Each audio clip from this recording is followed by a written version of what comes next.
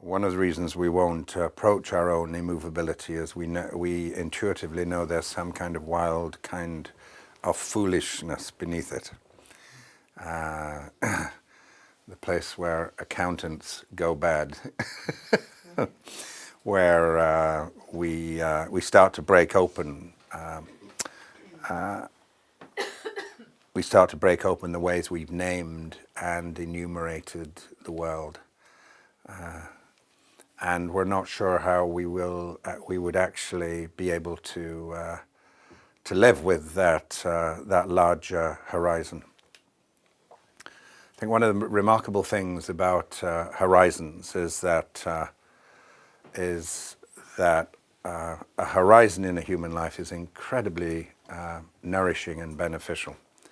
And we all know the way we feel when you lose the horizon of your life, when you're just close in, without any context to that close-inness. And there's a lot of work being done physiologically in the medical field around the way your physiology changes when you're looking at a far horizon, actually. And your whole physiology changes to the better when you have your head up and you're looking. It's one of the reasons walking in the hills or being at sea is so good for you, actually. And I remember actually going out to the Galapagos Islands after I'd been working a full year at a desk in a small room in a cottage in a Welsh village, preparing for my final examinations in marine zoology. And you, in the British system, then you were examined on everything you'd learned in 3 years. So you had to know everything you'd learned in 3 years. So you spent most of your time learning and relearning as you were going along. And my eyes started to strain, actually.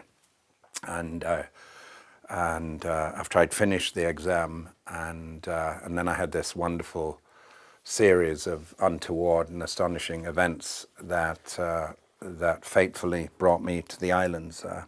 I was suddenly in the Galapagos Islands, and I was suddenly bathed in these far horizons.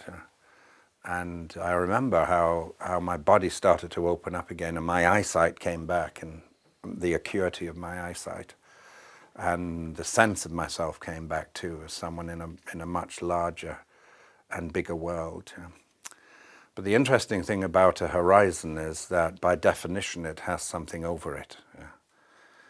And one of the definitions of a horizon is what lies over it is unknown. You cannot see it, actually. You may have an idea from a map, either a literal map or one you've made yourself in your mind of what's over there, but actually you can't see what's over there. So a horizon puts us in a proper relationship with the unknown.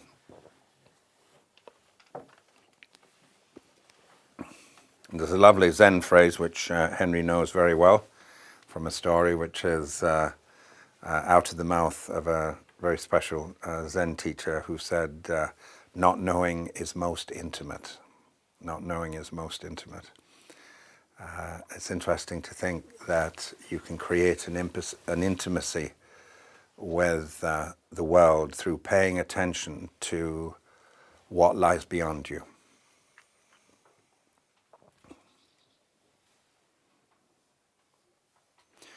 But it's also interesting to think that that one of the beauties of the human soul is that we have the symmetry of an internal horizon inside us at the same time. So when you look down into yourself, or you try to sit in silence, or try to walk along quiet in your mind, you almost always come across what feels like this barrier, this line, this immovability. Sometimes it feels like a shelf which is holding up your outer personality, but there's something beneath it. And often we come across that inner horizon. We come across it very quickly, actually. We haven't extended it out the way the natural world helps us to extend our vision out into the world. So often we'll turn away from it. It's one of the difficulties when you first start sitting, any meditational difficulty is people, oh my God, is this it? This is, I've come across it already and I don't want to deal with it. Thank you very much, you know. I've just come across the place I'm stuck. You know? I've just come across the place I'm afraid. I've just come across the place where I'm actually not in my body. You know? Or the place in my body I cannot get below. So it's interesting, you know, in the way almost all, you know, the compassionate invitations in our contemplative traditions are always to, in a sense, lean against that immovability, lean against that horizon with the unknown inside you. Because like the horizon outside you, there's an unknown inside you below that line too. Yeah.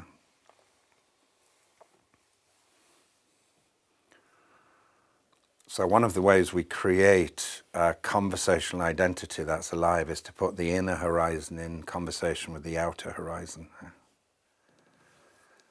And then an even more powerful step that actually creates a visionary artistic life is to put what lies below that horizon in conversation with what lies beyond the horizon outside you.